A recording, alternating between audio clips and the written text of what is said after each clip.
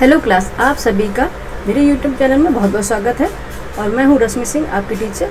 आज पढ़ाने वाले हैं, जैसे कि पता है आपको, घटना चक्र की दृष्टि जो आँख वाली आती, समसमा की ईयरली आती, जो वार्षिक, जिसमें सारे वर्षीय घटनाओं का विवरण दिया होता है करंट अफेयर का।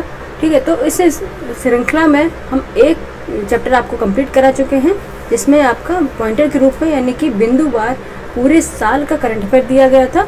ये हमारा सेकंड पार्ट है। और सेकंड पार्ट में हम आज पढ़ाने वाले हैं राष्ट्रीय परिदृश्य पढ़ाने वाले हैं, जिसमें होगा देश की राजनीतिक, सामाजिक, धार्मिक, शैक्षणिक घटनाएं और मंत्रालयों की कुछ घटनाएं होंगी। जो मंत्रालय होते हैं उनकी घटनाओं पर हम नज़र डालेंगे, और ये विस्तार से डालेंगे, क्योंकि आप जिस तरह से पैटर्न आर ओ या पीसीएस में थोड़ा कम भी पूछते हैं, लेकिन जो आर ओ में है उसमें सेंटेंस वाई, कथन कारण वाले क्वेश्चन बहुत आते हैं, इसलिए आपको किसी भी चीज़ को विस्तार से समझने की ज़रूरत है। आज हम पढ़ेंगे राष्ट्रीय परिदृश्य की जो घटनाएं हैं, करंट जो अफेयर है वो बताएंगे। टॉपिक वाइज टॉपिक हम आपको पढ़ाएंगे, और ये हमारा फर्स्ट पार्ट है, यानी कि पार्ट ए है, क्योंकि 2-3 पार्ट में हम लेंगे, क्योंकि नहीं तो बहुत क्लास लेंदी हो जाती है और बहुत लंबी क्लास हो जाती है, जिससे बच्चों के पास भी टाइम नहीं है। इसलिए हम 2-3 पार्ट में इसको लेके पढ़ाएंगे। ठीक है, चलते हैं अपने टॉपिक पर। आज का फर्स्ट टॉपिक है करंट अफेयर का है मिजोरम, गोवा और लद्दाख में पूर्ण कार्यात्मक साक्षरता। ठीक है, ये सारे जो दृष्टि है दी गई है, एक बार दिखा दें आपको, क्योंकि आप शायद यकीन न करें। एक मिनट, कहाँ पे लगाई है? एक मिनट बच्चे। अच्छा, वो बहुत ऊपर हुई है। एक मिनट बच्चे। ठीक है, अच्छा, कल क्लास हो गई थी, काफ़ी ऊपर स्लाइड है उसकी। ठीक है, तो ये घटना चक्र की जितने भी इसमें करंट अफेयर है, वो घटना चक्र की आंख वाली जो आती है दृष्टि, ठीक है, उसका है। उसमें कब से कब तक है? ये जुलाई 2024 से, एक मिनट, जून इंग्लिश में लिख रहे हैं, जून 2025 तक का करंट है। ठीक है, जुलाई 2024 से जून 2025 तक का इसमें करंट है। ठीक है, जो इसमें पूरा साल का करंट अफेयर दिया गया है, इसलिए हम इसे पार्ट ए में, पार्ट बी में, पार्ट सी में इस तरह डिवाइड किया है।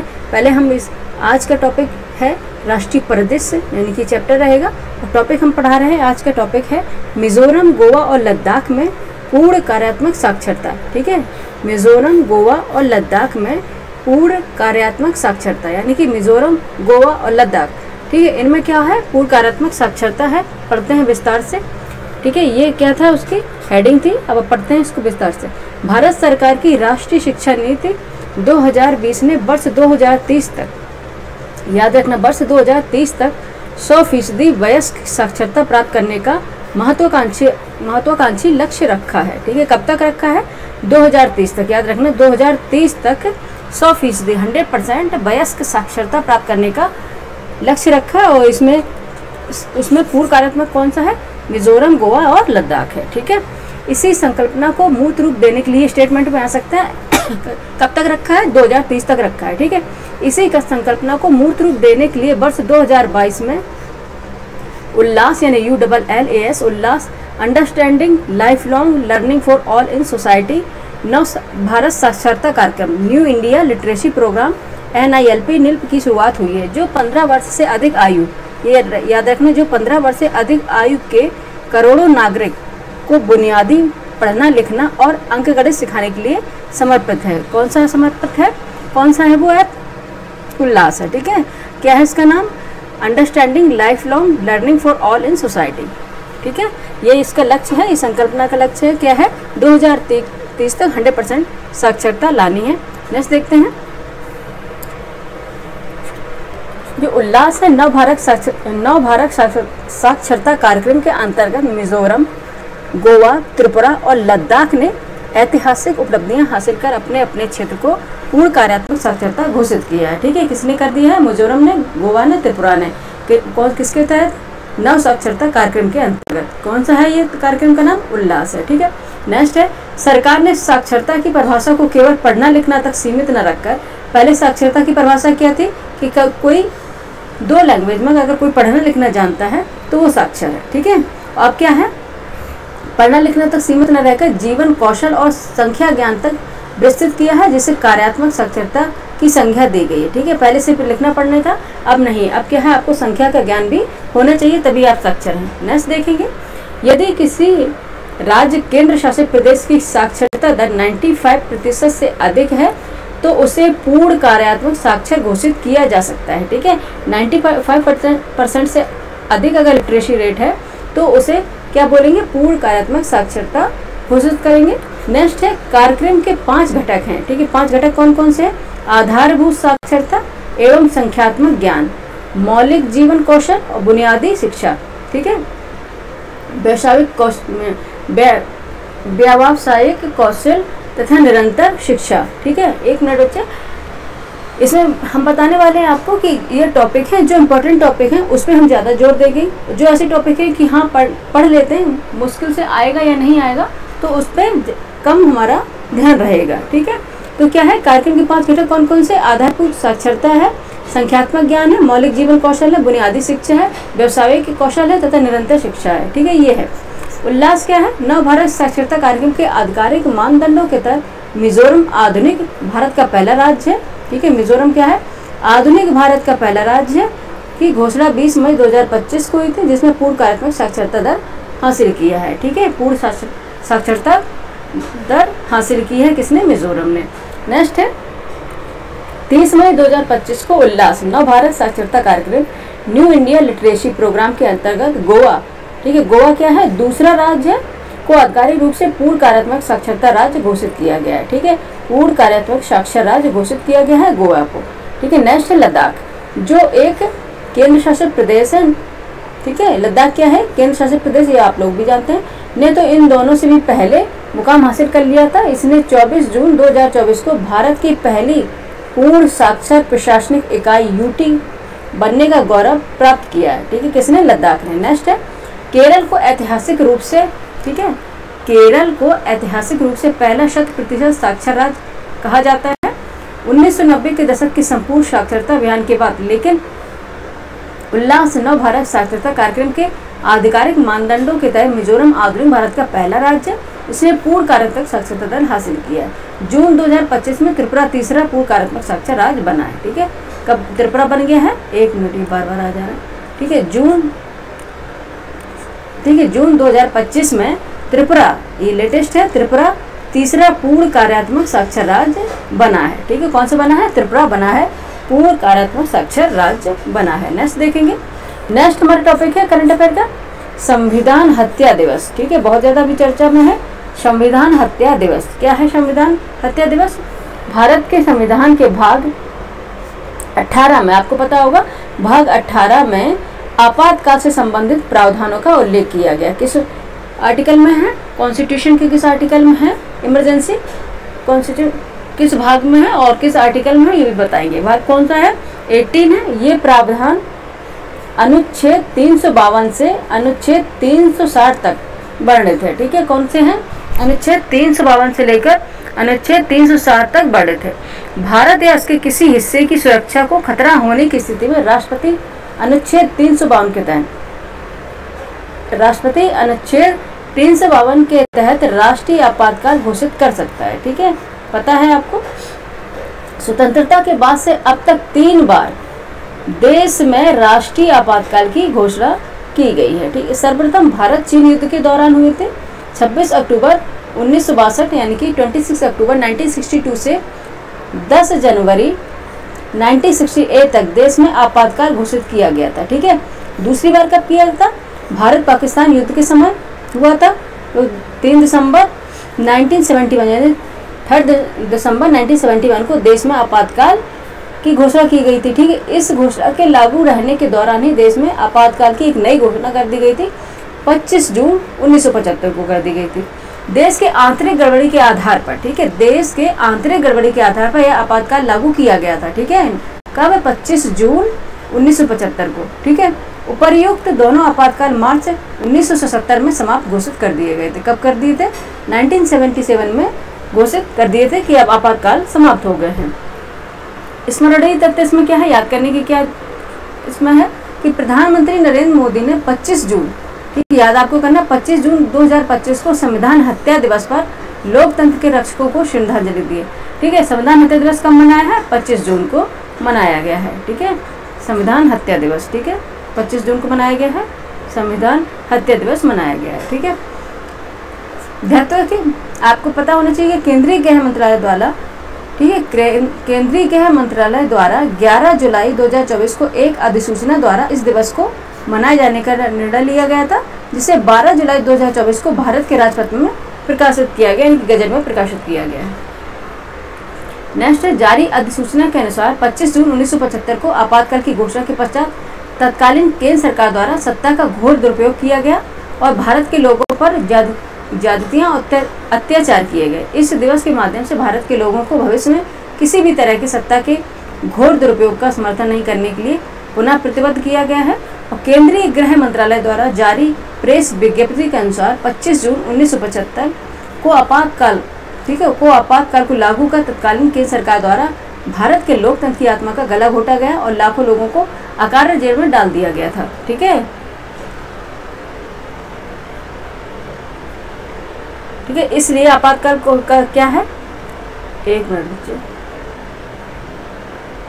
ठीक है, तो कब आपको याद रखना है, 25 जून को मनाया गया है क्या, संविधान हत्या दिवस। ठीक है, और ये पूरी इसकी विस्तार से भी था। नेक्स्ट है हैदराबाद मुक्ति दिवस। नेक्स्ट है हैदराबाद मुक्ति दिवस। हैदराबाद मुक्ति दिवस क्या है, भारत सरकार ने 17 सितंबर को, ठीक है, भारत सरकार ने 17 सितंबर को प्रतिवर्ष हैदराबाद मुक्ति दिवस यानी कि हैदराबाद लिबरेशन डे के रूप में मनाने का निर्णय लिया था। उल्लेखनीय है कि 15 अगस्त 1947 को भारत को स्वतंत्रता प्राप्त होने के 13 महीने बाद, ठीक है, 13 महीने बाद तक हैदराबाद को आज़ादी नहीं मिली थी और यह निजाम के शासन के अधीन था। ये तो आपको पता होगा, हिस्ट्री आपने पढ़ी होगी। यह क्षेत्र 17 सितंबर 1948 को, ठीक है, 17 सितंबर 1948 को ऑपरेशन पोलो, ठीक है, ऑपरेशन पोलो चलाया गया था, ठीक है, नामक पुलिस कार्रवाई के बाद निजाम के शासन से मुक्त हो गया था। कौन सा, हैदराबाद। ठीक है, किस ऑपरेशन के द्वारा, पोलो ऑपरेशन के द्वारा 17 सितंबर 1948 को ये किसके, निजाम के शासन से मुक्त हो गया था, हैदराबाद। ये याद रखना है। ठीक है, नेक्स्ट है, नेक्स्ट टॉपिक अपना है, ये इंपॉर्टेंट है, देश का सबसे बड़ा ऑटोमोबाइल गति शक्ति मल्टी मॉडल कार्गो टर्मिनल। ठीक है, देश का सबसे बड़ा ऑटोमोबाइल गति शक्ति मल्टी मॉडल कार्गो टर्मिनल, ये हेडिंग है, पढ़ते हैं इसको विस्तार से। मल्टी मॉडल कार्गो टर्मिनल एक ऐसा ढांचा या सुविधा होती है जहां विभिन्न माध्यमों जैसे सड़क, रेल, जलमार्ग और हवाई मार्ग के बीच माल सामान को सुविधापूर्वक और कुशलता से स्थानांतरित किया जाता है। ठीक है, याद रखना है आपको, 17 जून 2025 को केंद्रीय रेल मंत्री अश्विनी वैष्णव ने, ठीक है, कौन से मंत्री हैं, केंद्रीय रेल मंत्री, क्या नाम है, अश्विनी वैष्णव ने हरियाणा के गुरुग्राम जिले, ठीक है, हरियाणा के गुरुग्राम जिले से मारुति सुजुकी इंडिया लिमिटेड, ठीक है, कौन सी, Maruti Suzuki India limited Manesar संयंत्र में देश के सबसे बड़े ऑटोमोबाइल गति शक्ति मल्टी मॉडल, ठीक है, कौन सा, ऑटोमोबाइल गति शक्ति मल्टी मॉडल कार्गो टर्मिनल का उद्घाटन किया है। ठीक है, कहाँ से किया गया, ये किया गया हरियाणा गुरुग्राम से। ठीक है, हरियाणा गुरुग्राम से, और किसके द्वारा किया गया, केंद्रीय रेल मंत्री अश्विनी वैष्णव द्वारा किया गया है। ठीक है, ये याद रखना है आपको, ये जिसमें हम अंडरलाइन कर रहे हैं वो याद जरूर करना है। ठीक है, नेक्स्ट देखेंगे, नेक्स्ट है मानेसर स्थित संयंत्र 10 किलोमीटर के समर्पित रेल लिंक के माध्यम से पटरी रेलवे स्टेशन से जुड़ा हुआ है। ठीक है, यह टर्मिनल अपने पूर्ण संचालन पर सालाना लगभग 4.5 लाख वाहनों को सीधे मालगाड़ियों में लादकर भेजने की क्षमता रखता है। नेक्स्ट है, मानेसर से रेल द्वारा वाहन देश भर में भेजने हेतु मारुति सुजुकी ने 17 रेलवे वितरण केंद्र, कितने रेलवे वितरण केंद्र हैं, 17 रेलवे वितरण केंद्र हब चिन्हित किए हैं, जिनके माध्यम से ये वाहन 300 से अधिक शहरों तक पहुंचेंगे। ठीक है, ये याद रखना। नेक्स्ट देखेंगे, यह टर्मिनल पीएम गति शक्ति राष्ट्रीय मास्टर प्लान 2021 के तहत विकसित मल्टी मॉडल लॉजिस्टिक हब का उत्कृष्ट उदाहरण है। परियोजना के क्रियान्वयन हेतु रेल मंत्रालय, HIRDC, राज्य सरकार एवं मारुति सुजुकी के संयुक्त सहयोग से HORCL नामक संयुक्त उद्यम कंपनी स्थापित की गई है। ठीक है, याद रखना, कौन सी कंपनी स्थापित की गई है, HORCL, कौन सी, HORCL। ठीक है, ये कंपनी स्थापित की गई है, किसके सहयोग से की गई है, ये रेल मंत्रालय और ठीक है HRIDC, ठीक है, राज्य सरकार एवं मारुति सुजुकी के सहयोग से ये कंपनी स्थापित की गई है HORCL, ठीक है, याद रखिएगा। नेक्स्ट देखेंगे, नेक्स्ट अपना टॉपिक है करंट अफेयर का एयर इंडिया ड्रीम लाइनर विमान दुर्घटना, ठीक है, AI-171, ठीक है, ये बहुत अभी जस्ट ही करंट अफेयर है, ये लेटेस्ट है, ठीक है, लेटेस्ट करंट है ये, ठीक है, ये दुर्घटना हो गया तो ये जरूर क्वेश्चन आ सकता है, ठीक है, इसमें, और ये क्या है स्टेटमेंट के रूप में इसमें पूछ सकते हैं, ठीक है। एयर इंडिया ड्रीम लाइनर विमान दुर्घटना, ठीक है, 12 जून 2025 को, ठीक है, 12 जून कब हुई थी, लेटेस्ट है ना भाई, 12 जून 2025 को एयर इंडिया की उड़ान AI-171 बोइंग 787-8 ड्रीम लाइनर, ठीक है, ये याद रखना कौन सा था, AI-171 Boeing 787-8 dream liner Ahmedabad हवाई अड्डे से उड़ान भरने के बाद, ठीक है, मेधानी नगर स्थित रिहायशी इलाके में दुर्घटनाग्रस्त हो गया है, ठीक है। लंदन गैटविक जा रही इस अंतर्राष्ट्रीय उड़ान के दुर्घटनाग्रस्त होते ही तेज धमाके के साथ आग का गोला उठा और आसपास की इमारतें क्षतिग्रस्त हो गई, ठीक है। ये कौन सा था एयर इंडिया की उड़ान जिससे क्षतिग्रस्त हुआ, वो कौन सा विमान था, AI-171 बोइंग 787-8 ड्रीम लाइनर, ठीक है, याद रखना है आपको। याद क्या रखना है, air India flight AI-171 B 787-8 ने अहमदाबाद से लंदन के लिए, ठीक है, उड़ान भरी और कुछ ही मिनटों के बाद हवाई अड्डे के पास एक बिल्डिंग पर क्या हो गया, क्रैश हो गया ये, ठीक है। बोइंग 787-8 विमान में कुल 242 लोग यानी कि 230 यात्री और 12 कर्मी सवार थे, ठीक है। विमान में सवार 242 में से 221 लोगों की मृत्यु हुई है, केवल एक यात्री विश्वास कुमार रमेश, ठीक है, विश्वास कुमार रमेश चमत्कारिक रूप से जीवित बचे हैं। जीवित बचे यात्री भारतीय मूल के ब्रिटिश नागरिक है, ठीक है, कौन से, भारतीय मूल के ब्रिटिश नागरिक है। विमान हादसे के स्थान पर कुछ लोगों की ही मृत्यु हुई, ठीक है, विमान हादसे के स्थान पर भी कुछ लोगों की मृत्यु हो गई, जिसके कारण कुल मरने वालों की संख्या बढ़कर कितनी हो गई, 280 से अधिक हो गई, ठीक है। इस दुर्घटना में गुजरात के पूर्व मुख्यमंत्री, ये इम्पोर्टेंट है, ठीक है, इस दुर्घटना में क्या है, गुजरात के पूर्व मुख्यमंत्री विजय रूपाणी की भी मृत्यु हो गई। किसकी हो गई है, किसकी डेथ और हो गई इसमें, विजय रूपाणी जी जो गुजरात के भूतपूर्व मुख्यमंत्री थे, ठीक है। नेक्स्ट देखेंगे, एयर इंडिया ड्रीम लाइनर के विनाश के अवशेष अहमदाबाद के BJ मेडिकल कॉलेज हॉस्टल की इमारत में जा गिरे, ठीक है। दोपहर के भोजन के दौरान छात्र और डॉक्टर परिसर में मौजूद थे, ठीक है, कहाँ पे, BJ मेडिकल कॉलेज हॉस्टल पर, ठीक है। एयर इंडिया द्वारा जारी सूचना अनुसार यात्रियों में 169 भारतीय, 53 ब्रिटिश, 7 पुर्तगाली तथा एक कनाडाई नागरिक था, ठीक है। नेक्स्ट देखेंगे, भारत के नागर विमानन महानिदेशक DGCA एवं विमान दुर्घटना अन्वेषण ब्यूरो AAIB ने हादसे की विस्तृत जांच शुरू कर दी है, ठीक है। बोइंग 787 ड्रीम लाइनर एक नवीनतम चौड़ी बॉडी वाला 2 इंजन वाला दीर्घ मार्ग विमान है, जिससे पहली बार वर्ष 2011 में वाणिज्यिक सेवा में सम्मिलित किया गया था। कब किया गया था, वर्ष 2011 में, ठीक है, याद रखना है। सुरक्षा रिकॉर्ड की बात करें तो अपनी शुरुआत से अब तक 787 ड्रीम लाइनर मॉडल का यह पहला अवसर है जब किसी विमान को एक बड़ी घातक दुर्घटना का सामना करना पड़ा, ठीक है। एयर इंडिया दुर्घटना पीड़ितों को परिवारों को 25 लाख रुपए का आंतरिक भुगतान किया गया है। यह राशि मूल कंपनी टाटा सन्स द्वारा पहले ही घोषित 1 करोड़ रुपए मुआवजे के अतिरिक्त है, ठीक है। नेक्स्ट देख लेंगे, भारत की अन्य भीषण हवाई तस्दियाँ कौन कौन सी हुई है। 1996 की बात करेंगे, चरखी दादरी मध्य आकाश टक्कर, ठीक है। 1996 की बात करेंगे, चरखी दादरी मध्य आकाश टक्कर भारत की अब तक की सबसे घातक विमान दुर्घटना, जिसमें 2 विमानों की टक्कर से कुल 349 लोगों की मृत्यु हो गई थी, इनकी डेथ हो गई थी। 1985 की बात करें, एयर इंडिया बमकांड, मॉन्ट्रियल लंदन दिल्ली मुंबई उड़ान AI-182, ठीक है, AI-182 एक आतंकवादी बम विस्फोटक से अटलांटिक महासागर में विस्फोटक कर दुर्घटनाग्रस्त हो गई थी, जिससे 329 यात्रियों की जान गई थी। नेक्स्ट है 1978 एयर इंडिया मुंबई दुर्घटना, मुंबई से दुबई जा रही एयर इंडिया फ्लाइट 855 बोइंग 747 समुद्र में गिर गई थी, जिससे सभी 2013 लोग मारे गए थे। नेक्स्ट है 2010 में मंगलुरु विमान दुर्घटना। दुबई से मंगलुरु आने वाली Air India Express flight 812 landing के समय दुर्घटनाग्रस्त हुई, जिससे 558 यात्रियों की मृत्यु हो गई थी। ठीक है, ये आपको रखना, भारत की अन्य भीषण जो त्रासदियाँ हुई हैं हवाई यात्राओं से। ठीक है, ये आपको याद करना है कि शायद मैच करने के लिए पूछ लें। नेक्स्ट देखिए फ्लाइट रिकॉर्ड। ठीक है, फ्लाइट रिकॉर्डर है।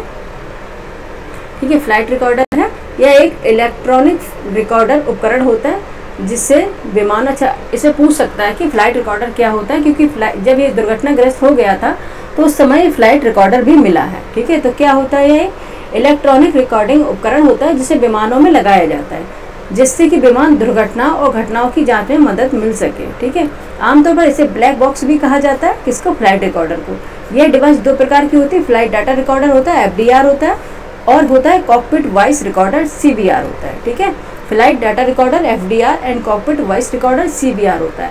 ठीक है, ये नारंगी रंग का होता है, जिसमें दुर्घटना के बाद इसे आसानी से खोजा जा सकता है। ठीक है, क्योंकि ये मिला हुआ है।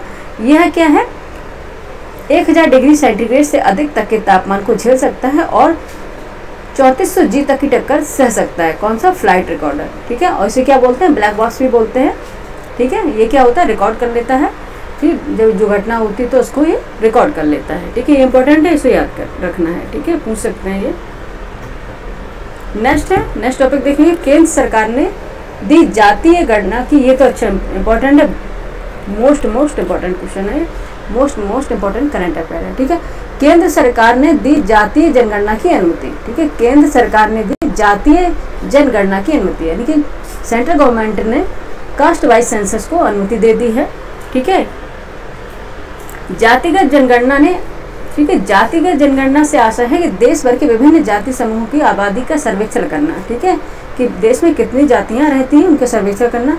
यह एक संवेदनशील लेकिन महत्वपूर्ण जनसांख्यिकी अभ्यास है। स्वतंत्रता के बाद 1931 में, आफ्टर फ्रीडम की बात करें, 1931 की जनगणना के बाद से जातिगत, ठीक है, याद करना है कौन सा डेट है, 1931। ठीक है, 1931 की जनगणना के बाद से जातिगत आंकड़े नियमित जनगणना में शामिल नहीं किए गए थे।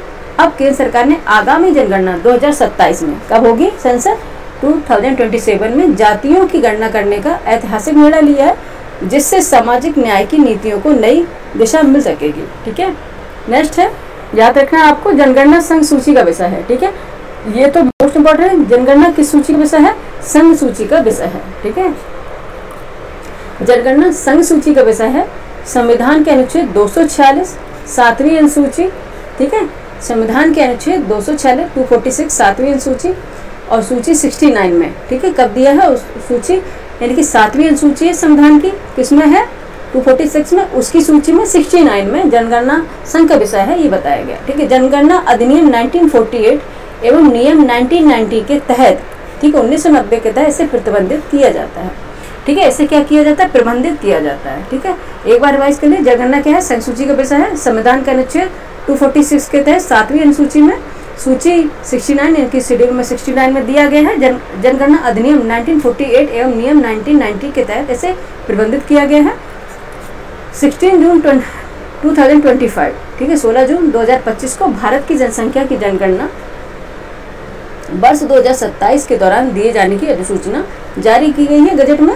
यह जनगणना 2 चरणों में होगी, जम्मू कश्मीर, लद्दाख, हिमाचल प्रदेश और उत्तराखंड। ठीक है, जम्मू कश्मीर, लद्दाख, हिमाचल प्रदेश, उत्तराखंड जैसे हिमालयी क्षेत्रों में 1 अक्टूबर 2026 से, ठीक है, 1 अक्टूबर 2026 से, और बाकी पूरे देश में 1 मार्च 2027 से जनगणना स्टार्ट होगी। ठीक है, जम्मू कश्मीर, लद्दाख, हिमाचल प्रदेश, उत्तराखंड में जो हिमालयी क्षेत्र वाले जो राज्य हैं उनमें 1 अक्टूबर 2026 से होगी, और बाकी पूरे देश में 1 मार्च 2027 से होगी, क्योंकि वह माउंटेन रेंजेस टाइप है वहाँ पे।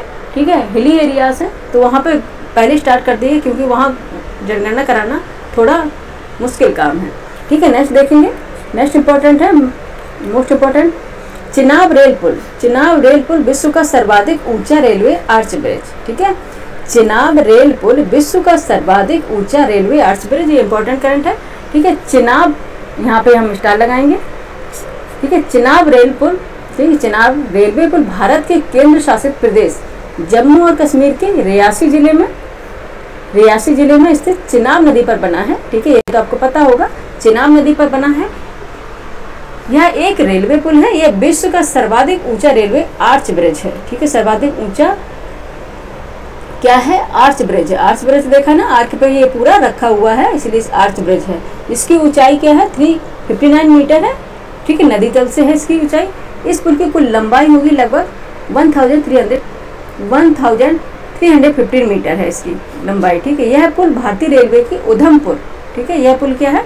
भारतीय रेलवे की उधमपुर श्रीनगर बारामूला रेल लिंक, ठीक है, USBR परियोजना का महत्वपूर्ण भाग है। ठीक है, यह पुल 8 रिक्टर स्केल तक, ठीक है, यह पुल क्या है? 8 रिक्टर स्केल तक के भूकंप तथा लगभग 260 किलोमीटर तक के प्रति घंटे की रफ्तार वाली तेज हवाओं का सामना करने में सक्षम है। इस ब्रिज को लगभग 120 वर्ष तक बने रहने के लिए, ठीक है, कितने वर्ष तक?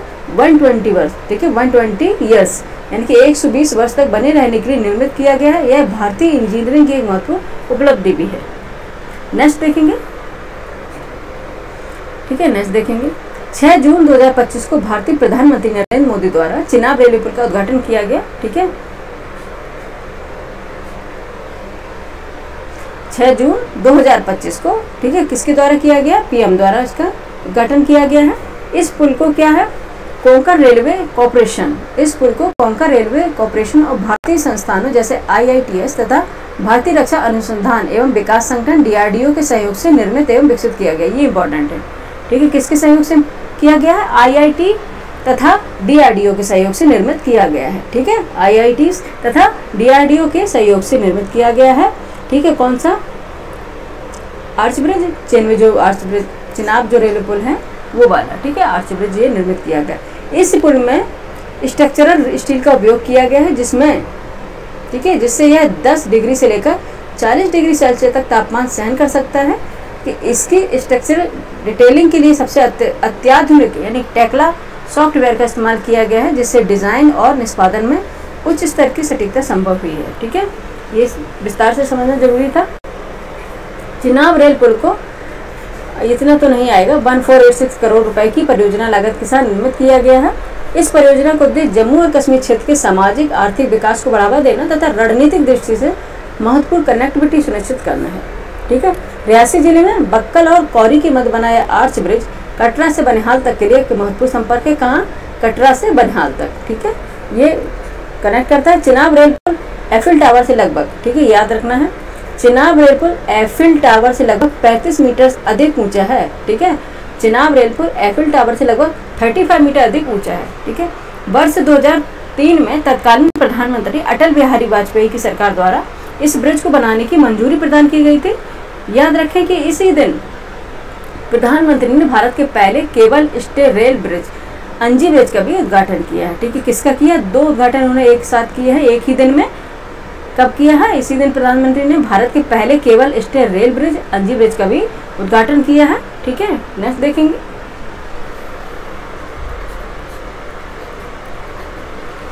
नेक्स्ट करंट अफेयर देखेंगे, विश्व के अन्य सर्वाधिक ऊंचे रेलवे ब्रिज। ठीक है,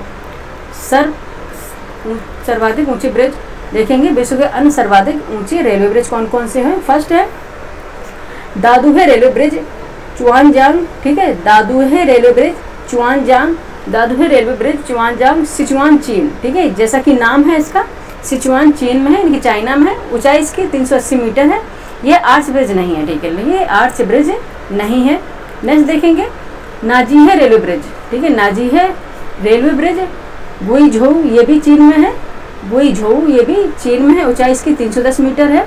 ठीक है, ये दोनों चीन में है। नेक्स्ट देखेंगे चियांगजीहे रेलवे ब्रिज, चियांगजीहे रेलवे ब्रिज चीन, ये भी चीन में है। इसकी ऊंचाई 298 मीटर है।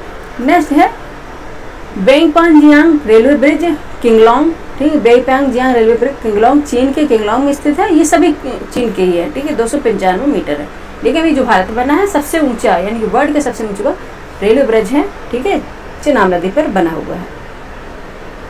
नेक्स्ट देखेंगे, नेक्स्ट करंट अफेयर हमारा है इंपॉर्टेंट, घाटमपुर ताप विद्युत परियोजना इकाई। ठीक है, घाटमपुर ताप विद्युत परियोजना इकाई का उद्घाटन किया गया है। कहाँ पे? घाटमपुर ताप विद्युत परियोजना। ठीक है, ये उत्तर प्रदेश का करंट अफेयर है, यूपी करंट अफेयर है, ये आपको याद रखना है। घाटमपुर ताप विद्युत परियोजना उत्तर प्रदेश के कानपुर जिले में, ठीक है, उत्तर प्रदेश के किस जिले में, कानपुर नगर जिले में स्थापित एक प्रमुख कोयला आधारित सुपर क्रिटिकल बिजली संयंत्र है। ठीक है, ये कौन सा है, कोयला आधारित, ठीक है, सुपर क्रिटिकल बिजली संयंत्र, थर्मल पावर प्लांट है ये, कौन सा, कोयला आधारित है ये, ठीक है, कोयला आधारित है। उत्तर प्रदेश के कानपुर नगर में यानी कानपुर नगर जिले में स्थापित किया है घाटमपुर ताप विद्युत परियोजना। ठीक है, यह 1980 मेगावाट क्षमता वाली परियोजना केंद्र सरकार ने उधम एनएलसी इंडिया लिमिटेड, ठीक, कौन से, उधम एनएलसी इंडिया लिमिटेड एवं उत्तर प्रदेश राज्य सरकार, ठीक है, UPRVUNL के संयुक्त उपक्रम द्वारा विकसित की है। किसके, एनएलसी प्लस UPRVUNL यानी कि उत्तर प्रदेश राज्य सरकार के द्वारा।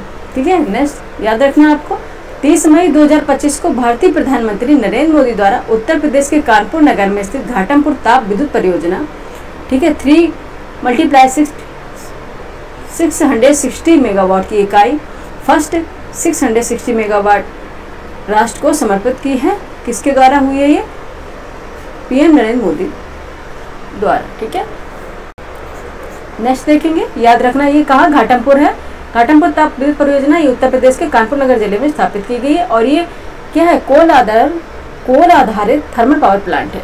ठीक है, याद रखना। नेक्स्ट देखेंगे, नेक्स्ट है केंद्र सरकार की आर्थिक मामलों की कैबिनेट समिति ने जुलाई 2016 में इस परियोजना को मंजूरी प्रदान की थी।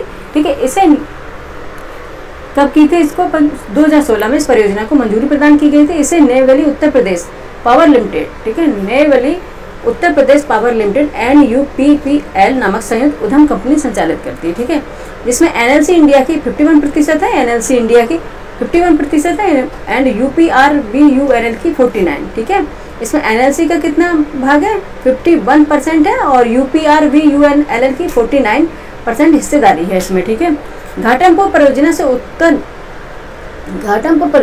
विद्युत के क्रय हेतु राज्य विद्युत निगमों में से समझौते किए गए। लगभग 75% बिजली उत्तर प्रदेश को मिलेगी और शेष, याद रखना है, 75% जो इलेक्ट्रिसिटी है वो उत्तर प्रदेश को मिलेगी और जो बाकी है 25% बिजली वो असम राज्य को आवंटित की जाएगी। ठीक है, याद रखना 75% है ना, ये यूपी को, ठीक है, 75% यूपी को एंड रिमेनिंग 25% ये किसको दी जाएगी, असम को। ठीक है, असम को दी जाएगी। नेक्स्ट देखेंगे, ताजा आधिकारिक अनुमान के अनुसार परियोजना की कुल लागत, ठीक है, ये इतना नहीं पूछेंगे लेकिन एक बार आपको देख लेना है। ठीक है, इतना रुपए है।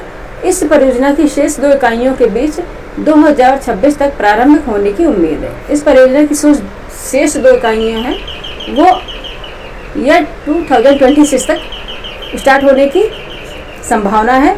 तीनों इकाइयों के पूर्ण संचालन पर संयंत्र प्रतिवर्ष लगभग 14,000 मिलियन यूनिट बिजली उत्पन्न करेगा। ठीक है, इस परियोजना के लिए कोयले की आपूर्ति सुनिश्चित करने हेतु झारखंड राज्य के दुमका जिले में स्थित पचवारा साउथ कोल ब्लॉक आवंटित किया गया है। ठीक है, ये याद रखिएगा।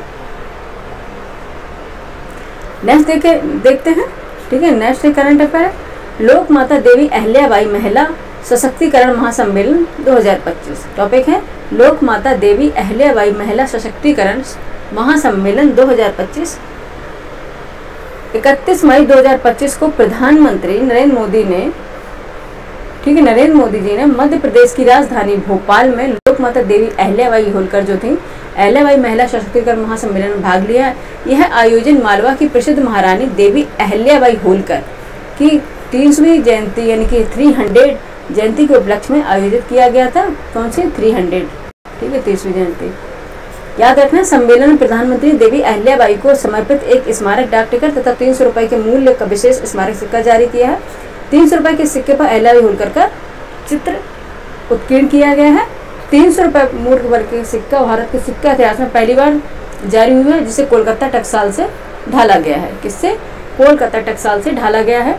प्रधानमंत्री ने राष्ट्रीय देवी अहिल्याबाई पुरस्कार, ठीक है, प्रधानमंत्री ने राष्ट्रीय देवी अहिल्याबाई पुरस्कार भी प्रदान किया है।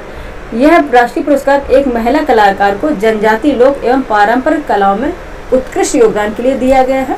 यह पुरस्कार बस्तर की जनजातीय महिला कलाकार किसको दिया गया, डॉक्टर जयमती कश्यप को प्रदान किया गया है। ठीक है, कौन सा, राष्ट्रीय देवी अहिल्याबाई पुरस्कार किसे दिया गया है, डॉक्टर जयमती कश्यप को दिया गया है। ये कौन सी है?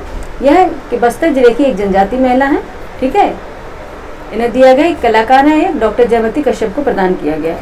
देवी अहल्याबाई होलकर का जन्म 31 मई 1725 को, यानी कि 31 मई 1725 को वर्तमान महाराष्ट्र के अहमदनगर जिले के जामखेड़ तहसील के चौड़ी गांव में हुआ था, ठीक है, याद रखना है।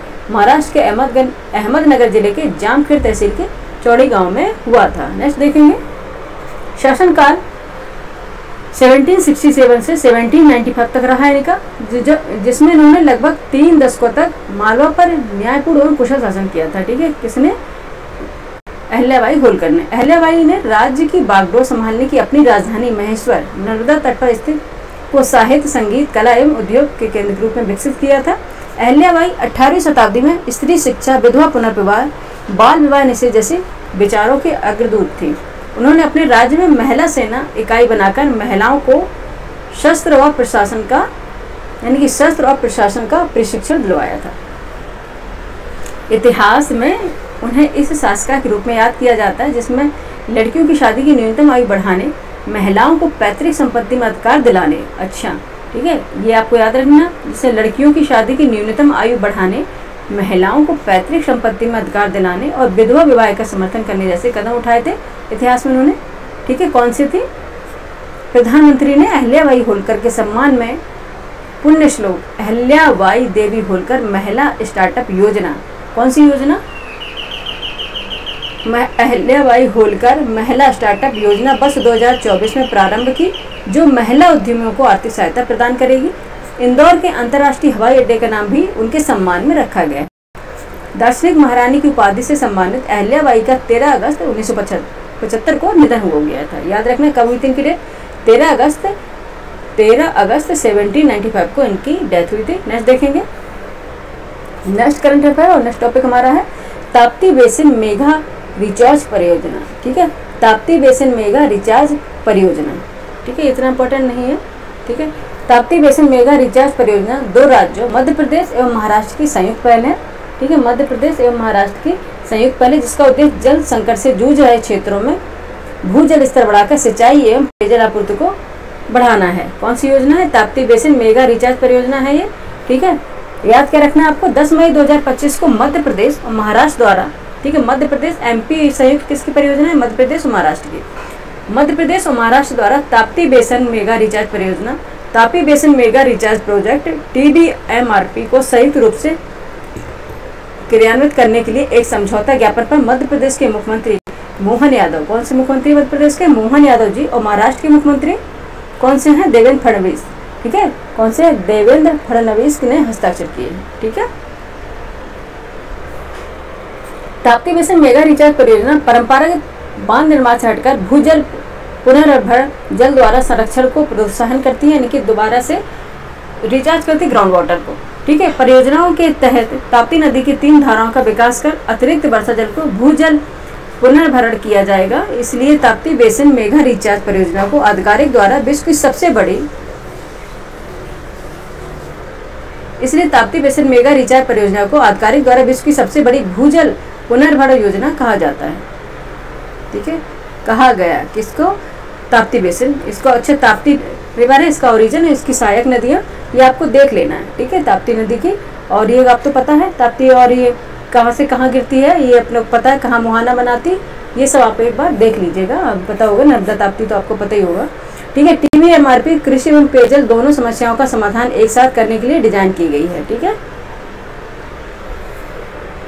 इस परियोजना के मध्य प्रदेश के बुरहानपुर एवं खंडवा जिलों की बुरहानपुर, नेपानगर, खगनार एवं खालवा तहसीलें लाभान्वित होगी। महाराष्ट्र के अकोला, बुलढाना, अमरावती आदि जिले लाभान्वित हो गए। ताप्ती बेसिन मेगा रिचार्ज योजना में कुल 31.13 TMC जल का उपयोग किया जाएगा, जिसमें मध्य प्रदेश को 11.76 TMC जल मिलेगा तथा महाराष्ट्र को 19.360 TMC जल आवंटित किया जाएगा। परियोजनाओं में एक निम्न बांध लो डाइवर्जन बियर बनाया जाएगा, जो खरिया बूटीघाट जिला खंडवा, मध्य प्रदेश, अमरावती, महाराष्ट्र की सीमा पर स्थित है, याद रखिएगा, ठीक है। नेक्स्ट देखेंगे, भारत सरकार इसकी लागत का 90% वहन करेगी, यानी कि सेंट्रल गवर्नमेंट करेगी, जबकि शेष 10% की बात है, जो वित्तीय भार है वो मध्य प्रदेश तथा महाराष्ट्र सरकार मिलकर उठाएंगे। ठीक है, 90% सेंट्रल गवर्नमेंट लेगी और 10% का जो है मध्य प्रदेश और महाराष्ट्र गवर्नमेंट दोनों ही मिलकर उठाएंगे, इसका वहन करेंगे। ताप्ती बेसिन मेगा रिचार्ज परियोजना मध्य प्रदेश की हालिया वर्षों में तीसरी प्रमुख अंतर्राज्यीय नदी जल परियोजना है। इससे पूर्व केन बेतवा लिंक परियोजना, ठीक है, केन बेतवा लिंक परियोजना आपको याद रखनी है। मध्य प्रदेश एवं उत्तर प्रदेश के बीच पहली बड़ी नदी जोड़ परियोजना है, जिसे राष्ट्रीय परियोजना का दर्जा भी दिया गया है केन बेतवा लिंक परियोजना को।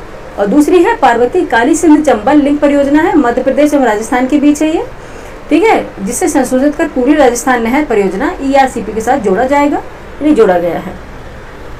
ताप्ती यानी कि इसे तापी नदी भी बोलते हैं, जैसे अभी बताया है, मध्य भारत की एक प्रमुख पश्चिमी वाहिनी नदी, सबको पता है, ठीक है। ये कहाँ किस तरफ बहती है, ईस्ट से वेस्ट की तरफ फ्लो करती है। कौन सी, नर्मदा भी और ताप्ती भी, ठीक है। इसे ताप्ती भी बोलते हैं, कहीं कहीं तापी भी बोलते हैं, ठीक है, कंफ्यूज नहीं होना है।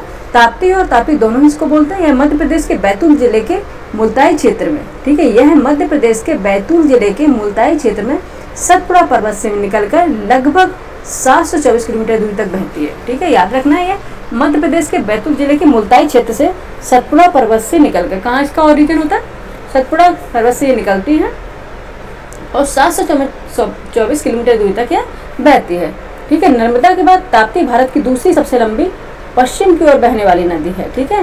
नर्मदा के बाद ताप्ती है, जो तापी नदी भारत की दूसरी सबसे लंबी पश्चिम की ओर बहने वाली नदी है, जो गुजरात में कहाँ पे ये अपना जल गिराती, कहाँ पे ये अपना मोहन बनाती, जो गुजरात में खंबात की खाड़ी अरब सागर में अपना जल गिराती है, यानी कि अरब सागर में मिलती है, ठीक है। इसकी प्रमुख सहायक नदी अगर हम देखेंगे, ठीक है, ताप्ती की प्रमुख अगर सहायक नदियां देखेंगे, ट्रिब्यूटरीज देखेंगे, इसकी पूर्णा है, गिरना है, पंजरा है, अनेर है, ठीक है। पूर्णा, गिरना, पंजरा, अनेर, ये ट्रिब्यूटरीज हैं ताप्ती की, ठीक है। ये इंपॉर्टेंट है, ये लास्ट का जो स्टेटमेंट है सारे ये इंपॉर्टेंट है, ठीक। एक बार आपको याद रखना है, ये किस ईस्ट से वेस्ट की तरफ फ्लो करती है और बैतूल जिले के यानी कि मध्य प्रदेश के बैतूल जिले के मुल्ताई क्षेत्र से ये सतपुड़ा पर्वत से निकलती है और 724 किलोमीटर तक इसकी बहने के बाद नर्मदा बहने के बाद ये पश्चिम को कहाँ पे अपना जल गिराती है, अरब सागर में, अपने खंबात की खाड़ी अरब सागर में अपना जल गिराती है। और इसकी प्रमुख सहायक नदियां अगर देखेंगे, ट्रिब्यूटरीज देखेंगे, पूर्णा है, गिरना है, पंजरा है, अनेर है, ठीक है, याद रखिएगा। नेक्स्ट देखेंगे, नेक्स्ट हमारा टॉपिक है पहलगाम से युद्ध विराम तक, पहलगाम से युद्ध विराम तक, ठीक है, ये नेक्स्ट टॉपिक है। इस टॉपिक में देखते हैं क्या बताया गया। 22 अप्रैल 2025 को जम्मू कश्मीर के शांत पहलगाम पर्यटन क्षेत्र में हुए एक भीषण आतंकी हमले ने बच्चे एक मिनट का ब्रेक चाहिए।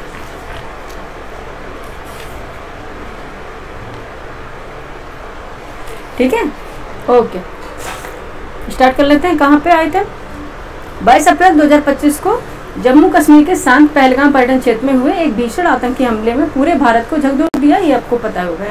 हमले के लगभग 2 हफ्ते बाद भारत ने सूचनाओं की पुष्टि के बाद 6 से 7 मई 2025 की रात को एक प्रतिशोधी कार्रवाई शुरू की, जिसका कोड क्या नाम क्या था, ऑपरेशन सिंदूर। याद रखना क्या था, ऑपरेशन सिंदूर, ये ठीक है, ये स्टार्ट किया गया था। वर्ष 2016 के सर्जिकल स्ट्राइक और 2019 के बालाकोट हवाई हमले के बाद, ठीक है, वर्ष 2025 में ऑपरेशन सिंदूर, ठीक है, ऑपरेशन सिंदूर आपको याद रखना ने प्रदर्शित किया कि भारत अब आतंक के घाव पर सीधे प्रहार करने से नहीं हिचकेगा। ठीक है, याद रखना है कि आतंक जो प्रदर्शन है वो उसको भारत नहीं सहने वाला है। ठीक है, नेक्स्ट देखेंगे। याद रखना आपको पहलगाम घटना क्या याद रखनी, 22 अप्रैल 2025 को लगभग दोपहर 2:45 पर दक्षिण कश्मीर स्थित अनंतनाग जिले के पहलगाम से लगभग 7 किलोमीटर दूर बैसरन घाटी के मैदान में स्वचालित हथियारों से लैस आतंकियों के एक समूह ने छुट्टियां मना रहे पर्यटकों पर अचानक अंधाधुंध गोलीबारी की। ठीक है, अंधाधुंध क्या है, गोलीबारी की। हमलावरों ने गोली मारने से पहले पर्यटकों से उसकी धार्मिक पहचान की पूछताछ की। ठीक है, क्या है, इन्होंने धार्मिक पहचान की पूछताछ की थी। इस हमले में कुल 26 लोगों की मृत्यु हुई थी। कितने, 26 लोगों की मृत्यु हुई थी, यानी डेथ हुई थी, जिसमें 25 भारतीय पर्यटक और 1 नेपाली नागरिक शामिल थे। ठीक है, हमले की जिम्मेदारी एक नगर संगठन द रेजिस्टेंट फ्रंट TRF ने ली, जिसे पाकिस्तान लश्कर ए तैयबा का मुखौटा माना जाता है। भारतीय सुरक्षा एजेंसियों ने हमले में शामिल 4 आतंकवादियों की पहचान की है। फर्स्ट है अली भाई उर्फ तलहा, पाकिस्तानी नागरिक। दूसरे हैं आसिफ फौजी, पाकिस्तानी नागरिक। तीसरे हैं आदिल हुसैन ठोकर, अनंतनाग निवासी है। ओके। और फोर्थ है एहसान, पुलवामा निवासी हैं। ठीक है, नेक्स्ट देखते हैं पहलगांव हमले। तो भारत ने अपने संप्रभुता यानी कि संप्रभुता सॉवरेनिटी पर सीधा हमला माना है और 23 अप्रैल को उच्च स्तरीय बैठक में कई सख्त फैसले लिए। सुरक्षा मामलों की कैबिनेट समिति CCS ने 23 अप्रैल 2025 को वर्ष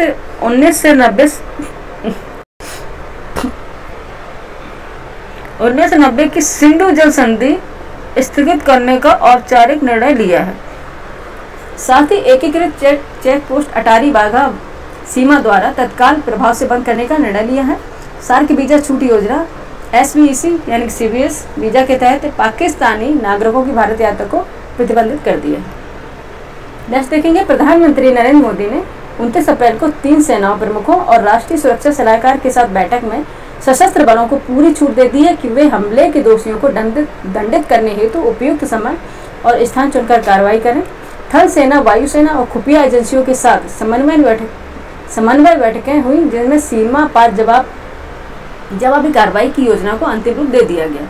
इन बैठकों की परिणति ऑपरेशन सिंदूर के रूप में हुई। कौन सी योजना थी, कौन सा ऑपरेशन था? ऑपरेशन सिंदूर। ठीक है, ये जरूर पूछा जाएगा। ठीक है, के रूप में हुई है। ऑपरेशन सिंदूर क्या है, अभी देख लेते हैं।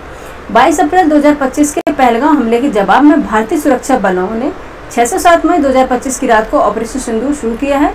ठीक है, और क्या हुआ इसमें? अभियान के तहत 9 लक्ष्य स्थलों पर यानी कि 9 लक्ष्य स्थलों पर एक साथ प्रहार किए गए। इनमें 5 आतंकी ठिकाने पाकिस्तान अधिकृत कश्मीर यानी कि POK में थे। ठीक है, 5 आतंकी ठिकाने कहाँ पे थे? POK में थे। ठीक है, पाक ऑक्युपाइड कश्मीर। ठीक है, जबकि 4 लक्ष्य पाकिस्तान के अंदर पंजाब प्रांत में चिन्हित थे। कौन से? बहावलपुर था, मुरीद के थे, साकरगढ़ था और सियालकोट थे। कौन से? बहावलपुर, मुरीद के, शाकरगढ़ और सियालकोट। ठीक है, ये सभी स्थान लश्कर ए तैयबा, जैश-ए-मोहम्मद और हिजबुल मुजाहिदीन जैसे आतंकी संगठनों के प्रमुख प्रशिक्षण केंद्र या ठिकाने थे। ठीक है, भारतीय विदेश सचिव विक्रम मिस्त्री ने स्पष्ट किया है कि इस प्रति आक्रमण का लक्ष्य आतंकवादी ठिकानों को ध्वस्त करके भविष्य के हमलों को रोकना था, न कि युद्ध भड़काना। ठीक है, नेक्स्ट देखेंगे। उधर पाकिस्तान द्वारा प्रतिक्रिया में भेजे गए ड्रोन और सशस्त्र UAV को मार गिराने के लिए भारत ने अपनी बहुस्तरीय वायु रक्षा प्रणाली सक्रिय की। इस एयर डिफेंस ढांचे में थल सेना, नौसेना, वायुसेना के समन्वित सेंसर, मिसाइल एवं एंटी ड्रोन तकनीकी, सॉफ्ट किल और हार्ड किल शामिल थे, जिसमें पाकिस्तानी पक्ष से हुई कई जवाबी कोशिशें इन ड्रोन हमलों की लहर को विफल बना दिया। भारत सरकार के अनुसार ऑपरेशन सिंदूर के तहत 100 से अधिक आतंकवादियों को मार गिराया था। ढेर किए गए प्रमुख आतंकवादियों में लश्कर ए तैयबा कमांडर खालिद उर्फ अबू अकासा शामिल था, जो कश्मीर घाटी में हाथियों की जो कश्मीर घाटी में हथियारों की तस्करी और संचालन के लिए जिम्मेदार था। कौन था जिम्मेदार इसमें? लश्कर ए तैयबा का कमांडर था खालिद उर्फ अबू अकासा। ठीक है, नेक्स्ट देखेंगे लश्कर का ही एक अन्य शीर्ष प्रशिक्षण मुदस्सिर खड़ियान खास उर्फ मुदस्सिर अबू जुंदाल, जिसे मुरीद के पाकिस्तान स्थित आतंकी शिविर का प्रभारी माना जाता था, इस हमले में मारा गया है। जैसे मोहम्मद से जुड़ा मोहम्मद हसन खान, जो पाकिस्तान के अधिकृत कश्मीर में जैश ए ऑपरेशनल प्रमुख का पुत्र था। इन्हीं ठीक है, ये भी इन हवाई हमलों में मारा गया है। इसके अलावा भारत द्वारा जारी विवरण के मुताबिक वर्ष 1999 से IC-814 विमान अपहरण और वर्ष 2019 पुलवामा हमले के साजिशकर्ताओं में रह रहे यूसुफ अजहर, अब्दुल मलिक रऊफ और मुदस्सिर अहमद भी 7 मई की कार्रवाइयों में मार दिए गए। नेक्स्ट दिए गए 7 मई को पाकिस्तान ने बनियान अल मरसूस नाम से जवाबी ऑपरेशन चलाने। अच्छा, इन्होंने क्या ऑपरेशन चलाया था पाकिस्तान ने? बनियान अल मरसूस। ठीक है, बनियान अल मरसूस, ये याद रखना है। कौन सा इन्होंने चलाया था? 7 मई को ही पाकिस्तान ने बनियान अल मरसूस नाम से जवाबी ऑपरेशन चलाने का दावा किया है। ठीक है, जिसके तहत सीमावर्ती भारतीय सैन्य ठिकानों को ड्रोन व मिसाइलों से निशाना बनाने की कोशिश की गई। इस दौरान देश के कई सैनिक और जवान शहीद हो गए। कुल 9 शहीद सिकंदर राव, शहीद रामबाबू, शहीद दीपक चिगंगम, शहीद सुरेंद्र सिंह मेघा, शहीद मोहम्मद इम्तियाज, शहीद पवन कुमार, शहीद सुनील कुमार, शहीद मुरली नायक, शहीद दिनेश कुमार शर्मा, ये थे। ठीक है, जो शहीद हुए हैं उनकी जवाबी कार्रवाई में। युद्ध विराम की प्रक्रिया और शर्तें क्या थी, ये देख लेते हैं, ये इंपॉर्टेंट हो जाएगा। सीमा पर बढ़ते हताहतों और दोनों परमाणु संपन्न देशों में युद्ध जैसे हालत ने, ठीक है, युद्ध जैसे हालात ने वैश्विक शक्तियों को चिंतित कर दिया।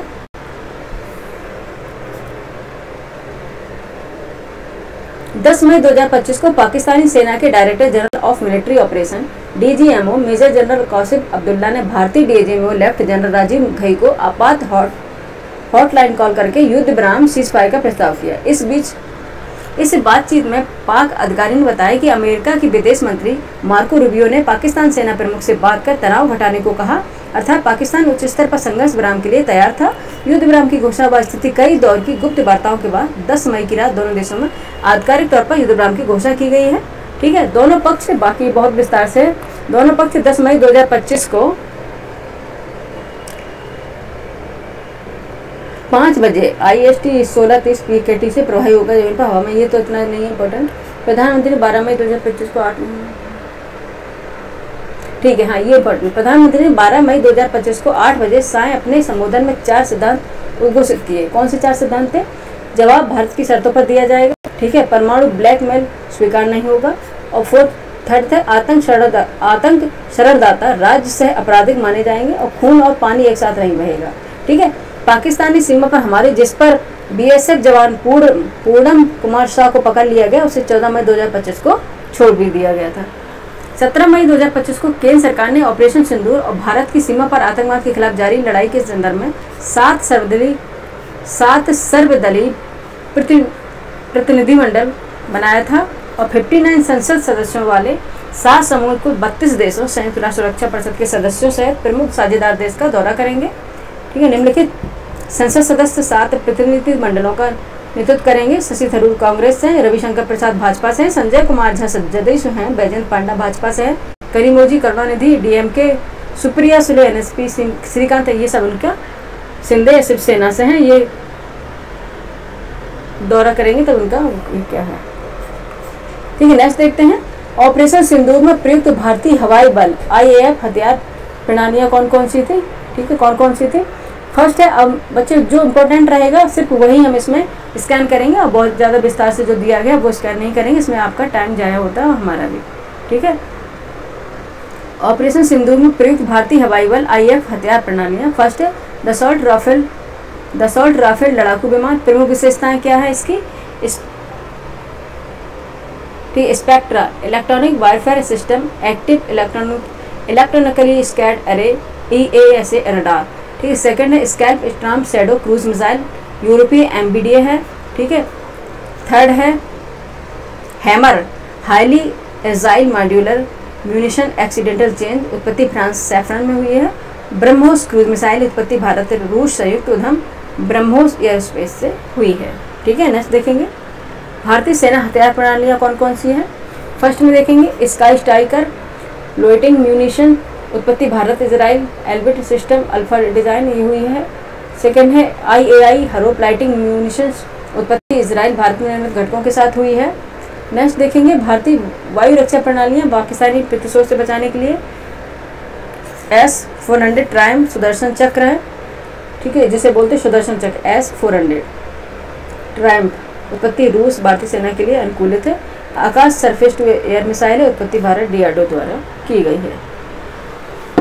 ठीक है, नेक्स्ट अपना है उत्तर प्रदेश में सेमीकंडक्टर यूनिट की स्थापना की गई है। उत्तर प्रदेश में ये UP GK है। ठीक है, UP GK है, UP करंट अफेयर है। उत्तर प्रदेश में सेमीकंडक्टर यूनिट की स्थापना की गई है। कहाँ पे की गई है? भारत सरकार सेमीकंडक्टर उत्पादन में आत्मनिर्भरता के लिए मिशन मोड में काम कर रही है। सेमीकॉन इंडिया कार्यक्रम 76,000 रुपये के तहत चिप निर्माण संयंत्रों, फैब एवं असेंबली टेस्ट यूनिटों को वित्तीय प्रोत्साहन दिया जा रहा है। इस हेतु दीर्घावधि रणनीतियों के संचालन के लिए इंडिया सेमीकंडक्टर मिशन ICM की शुरुआत की गई है। यह मिशन सेमीकॉन इंडिया कार्यक्रम के लिए नोडल एजेंसी के रूप में कार्य कर रहा है। याद रखना है आपको, 1 मिनट याद रखना है आपको, 14 मई 2025 को प्रधानमंत्री नरेंद्र मोदी की अध्यक्षता वाले केंद्रीय मंत्रिमंडल ने भारत सेमीकंडक्टर मिशन के तहत देश की छठी सेमीकंडक्टर यूनिट अर्धचालक यूनिट उत्तर प्रदेश में स्थापित करने की मंजूरी प्रदान की है। इस यूनिट की स्थापना SCL, ठीक है, SCL Hindustan computers limited and Foxconn कंपनियां मिलकर यमुना एक्सप्रेसवे औद्योगिक विकास प्राधिकरण, Yamuna expressway industrial development authority YEIDA YEIDA यानी कि येरेडा ने जेवर एयरपोर्ट नोएडा के नज़दीक करेंगी। ठीक है, याद रखना है आपको। SCL एवं फॉक्सकॉन दोनों क्रमशः भारत और ताइवान की इलेक्ट्रॉनिक्स, अच्छा SCL आपको याद रखना है, SCL एवं फॉक्सकॉन दोनों क्रमशः क्या है, भारत एवं ताइवान की इलेक्ट्रॉनिक्स और टेक्नोलॉजी के क्षेत्र में कार्य करने वाली कंपनियां हैं। ठीक है, कौन सी है, भारत एवं ताइवान की इलेक्ट्रॉन और टेक्नोलॉजी के क्षेत्र में काम करने वाली कंपनियां हैं। ठीक है, यह unit mobile phone, laptop, PC, automobile जैसे डिस्प्ले संबंधित उपकरणों के लिए डिस्प्ले ड्राइवर चिप्स का निर्माण करेंगे। इस यूनिट को 20,000 वेफर्स प्रतिमाह उत्पादन के उद्देश्य से स्थापित किया जाता है। संयंत्र वाणिज्यिक उत्पादन वर्ष से 2027 तक शुरू करेगा। ठीक है, ये आपकी स्वीकृत 6 सेमीकंडक्टर इकाइयाँ हैं। मिरकॉन ATMP है, टाटा PSMC है, TSAT है, टाटा ATMP मोरीगांव असम है। ठीक है, और CG रिनेशा है। ये इतना इम्पोर्टेंट नहीं है, आगे देखते हैं।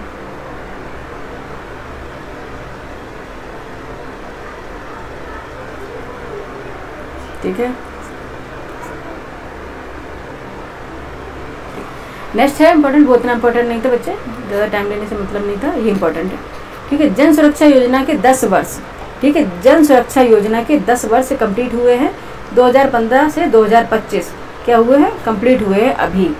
ठीक है, लेटेस्ट है। भारत में सामाजिक सुरक्षा को मजबूती देने के लक्ष्य से 9 मई 2015, याद रखना है कौन सी डेट है, 9 मई 2015 को केंद्र सरकार ने 3 महत्वाकांक्षी जन सुरक्षा योजनाओं का शुभारंभ किया। प्रधानमंत्री जीवन ज्योति बीमा योजना, ठीक है, प्रधानमंत्री सुरक्षा बीमा योजना तथा अटल पेंशन योजना। ठीक है, कौन सा, प्रधानमंत्री जीवन ज्योति बीमा योजना, प्रधानमंत्री सुरक्षा बीमा योजना और है अटल पेंशन योजना। इस योजना के अभिप्राय क्या था कि समाज के निम्न आय एवं असंगठित वर्ग, ठीक है, जो अब तक बीमा पेंशन जैसी सुरक्षा से वंचित थे, उन्होंने मामूली प्रीमियम योगदान पर जीवन बीमा, दुर्घटना बीमा एवं नियमित पेंशन जैसी सुरक्षाएं प्रदान की जाए। याद आपको रखना है, 9 मई 2025 को 3 सामाजिक सुरक्षा जन सुरक्षा योजनाओं के 10 वर्ष पूर्ण होने पर इसकी 10वीं वर्षगांठ मनाई गई। ठीक है, कौन सी है, 9 मई 2025 को 3 सामाजिक सुरक्षा यानी कि जन सुरक्षा योजना के 10 वर्ष पूरे होने पर इसकी 10वीं वर्षगांठ मनाई गई। अप्रैल 2025 तक PMJJBY, PMSSBY और APY के अंतर्गत क्रमशः 23.6 करोड़ रुपए, 51 करोड़ और 76 करोड़ से अधिक नामांकन किए गए थे। PMJJBY योजना में 9 लाख से अधिक परिवारों के लिए बीमा राशि थी और PMJBY योजना के तहत 51 करोड़ लोगों का इसका लाभ उठाया गया था और उनको इतनी राशि प्रदान की गई थी। ठीक है, नेक्स्ट देखेंगे। MPY योजना के तहत 7.6 करोड़ लोगों में इसमें नामांकन कराया था, जिसमें उन्हें बुढ़ापे में नियमित पेंशन की सुविधा प्राप्त हो। और अप्रैल 2025 तक प्रधानमंत्री जीवन बीमा योजना में करोड़ महिलाएं नामांकित हैं, ये याद आ सकता है। 10.66 करोड़ महिलाएं नामांकित है, जिसमें से 7.08 करोड़ नामांकन PM जनधन योजना PMGDY खाताधारकों के हैं। अप्रैल 2025 तक प्रधानमंत्री सुरक्षा बीमा योजना के तहत 23.87 करोड़ महिलाएं, जिसमें से 17.12 करोड़ प्रधानमंत्री जनधन योजना PMJDY खाताधारक नामांकन है। अटल बिहारी जो अटल पेंशन योजना है APY में लगभग 47% महिलाएं हैं, जो कि महिलाओं की महत्वपूर्ण भागीदारी को दर्शा रहा है। अन्य सामाजिक सुरक्षा योजनाएं कौन कौन सी हैं देख लेते हैं। एक तो है प्रधानमंत्री श्रम योगी मानधन योजना।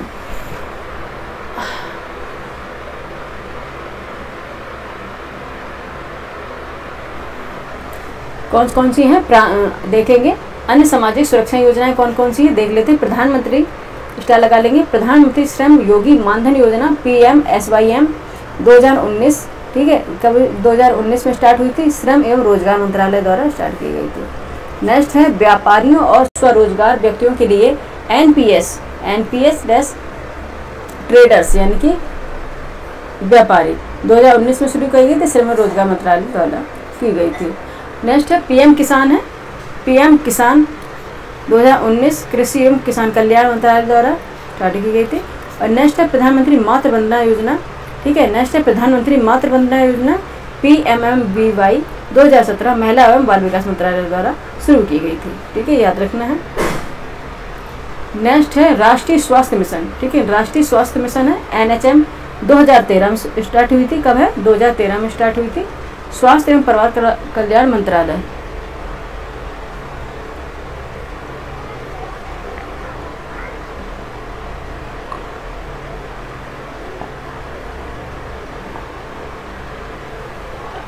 जैसे बदबू आ रही।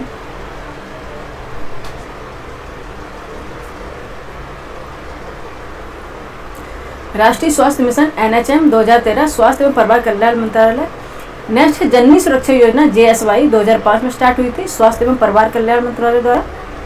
नेक्स्ट है राष्ट्रीय सामाजिक सहायता कार्यक्रम NSAP 1995 में ये सम्मिलित करने के लिए आ जाती है योजना, आपको देखना है 1995 में ग्रामीण विकास मंत्रालय द्वारा जारी की गई थी।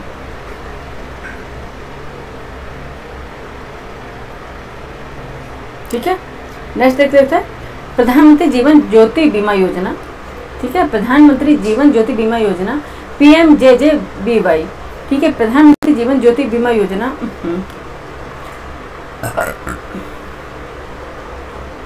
प्रधानमंत्री जीवन ज्योति बीमा योजना PMJJY एक बीमा योजना है जो किसी भी कारण से मृत्यु हो जाने पर जीवन बीमा कवर प्रदान करती है। उल्लेखनीय है कि 18 से 50 वर्ष की आयु, कौन से 18 से 50 वर्ष की आयु, याद रखना है कि सभी व्यक्ति जो 18 से 50 वर्ष की आयु इसके बीच के जो सभी व्यक्ति जो भाग लेने वाले बैंकों डाकघरों के खाताधारक हैं वे इसमें शामिल हो सकते हैं। और PMJJY 18 से 50 वर्ष की आयु समूह के सभी ग्राहकों को 2 लाख रुपए का 1 वर्षीय टर्म जीवन कवर प्रदान करती है। यद्यपि इसमें प्रत्येक ग्राहक को प्रति वर्ष 436 रुपये प्रीमियम देना होगा जो ग्राहक के बैंक अथवा डाकघर के खाते से स्वतः ही काट लिया जाएगा। प्रधानमंत्री जीवन बीमा योजना, ठीक है, स्वतः ही काट लिया जाता है। ओके, 436 रुपये प्रीमियम होगा जो ग्राहक के बैंक अथवा डाकघर के खाते से स्वतः ही काट दिया जाएगा प्रधानमंत्री सुरक्षा बीमा योजना PMSBY द्वारा, ठीक है। और ये इसमें क्या मिलेगा आपको 2 लाख रुपए का 1 वर्षीय टर्म जीवन कवर प्रदान किया जाएगा, ठीक है। नेक्स्ट है प्रधानमंत्री सुरक्षा बीमा योजना PMSBY, ठीक है। प्रधानमंत्री सुरक्षा बीमा योजना PMSBY एक दुर्घटना बीमा योजना है। इस योजना के अंतर्गत व्यक्ति की मृत्यु तो दोनों आँखों की पूर्ण और अपूर्णीय क्षति या पैरों के उपयोग की हानि या एक आँख की दृष्टि की हानि होने पर बीमा राशि 2 लाख रुपए है। यद्यपि एक आँख की दृष्टि की पूर्ण और अपूर्णीय हानि या एक हाथ या पैर के उपयोग की हानि होने पर बीमा राशि 1 लाख रुपए है।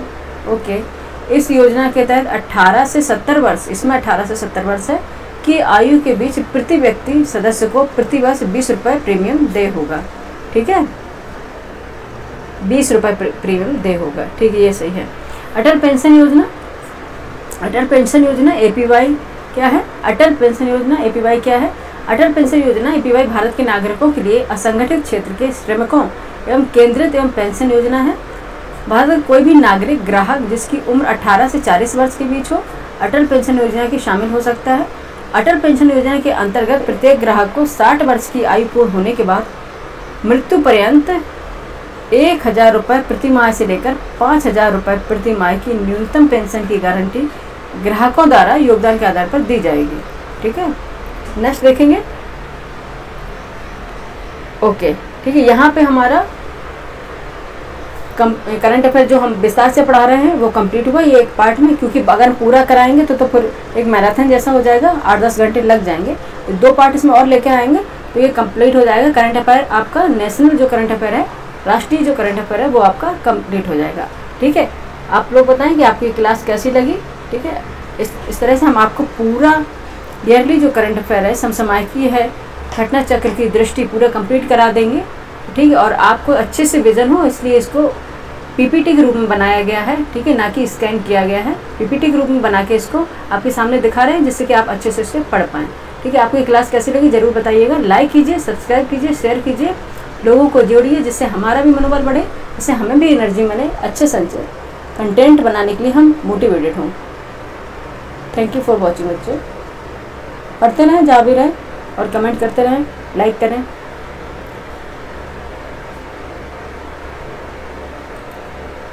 Thank you for watching.